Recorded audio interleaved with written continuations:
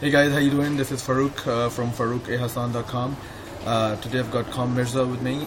He's a technology entrepreneur, and he's going to talk to us about how you can start up a technology startup here in Dubai. Hey man, how you doing? Hi everyone, I'm good. I'm Mirza. Farooq asked me to do a quick interview with you guys, so I'm not going to go too much into detail, but I'll give you a quick elevator pitch of it. I'm a technology entrepreneur. I've been doing it since 1998. We have like 20 in-house companies that we run, and about a year and a half ago, we were awash with cash, so I started Mirza Ventures, which is our venture capitalist angel investor arm of tech, mobile, gaming applications, health-related things like that. So Farooq asked me to speak to you guys about startups and how you guys can get into startups, and it's a big subject, so I can go on forever about like how to bootstrap a startup, how to start a startup, what you need to retain in terms of resources and things like that. But I'll tell you from an investment standpoint, if you're looking for funding for a startup, what you need to have in place. Initially, when we started investing into tech startups and entrepreneurs, majority of the time, initially, I didn't know the investing process either.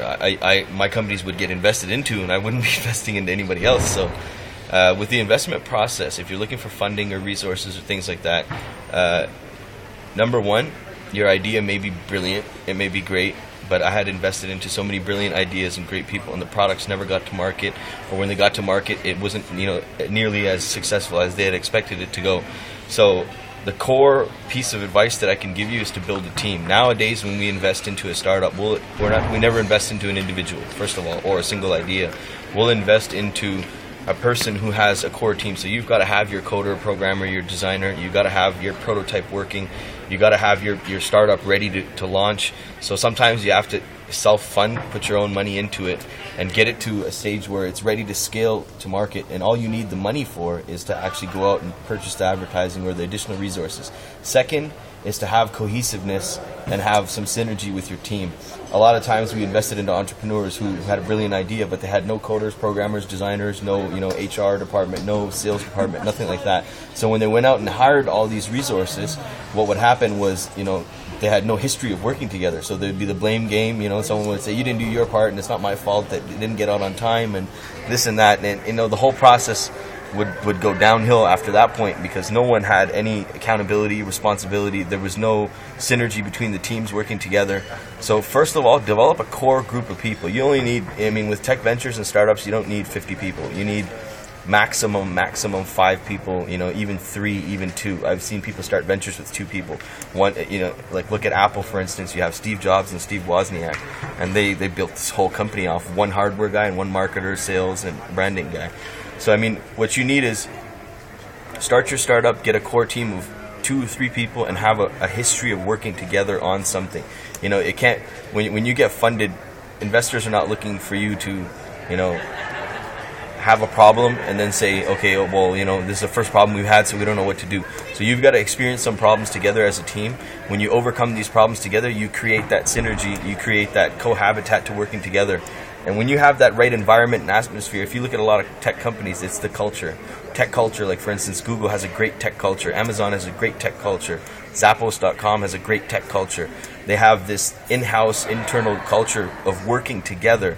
And that's what makes startups and tech ideas successful. There's many brilliant ideas and brilliant services and products, but the ones that actually get successful are the ones where the teams have been working together for a certain period of time, have executed on things, have experienced obstacles, difficulties, and problems, and have solved them together.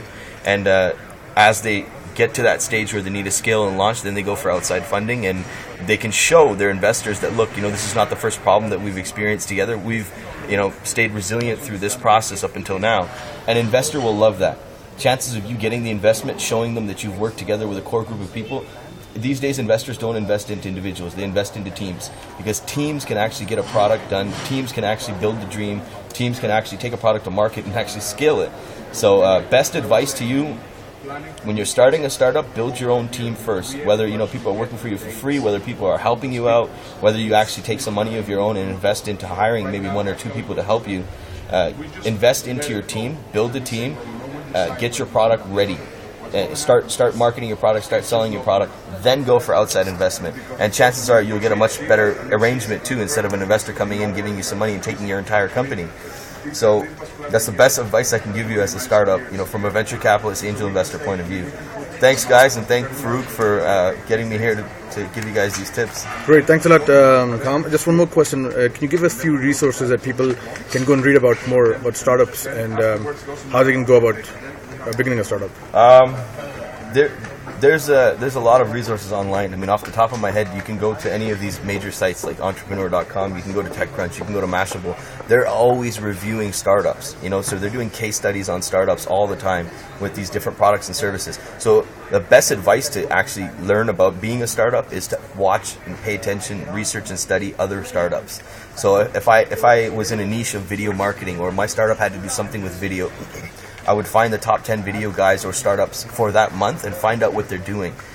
Study them, research them a bit, do a few Google searches, and when you understand what all of these startups are doing, how many employees they started with, what was their budget, you can take into account all these things and kind of build your own blueprint for your own startup.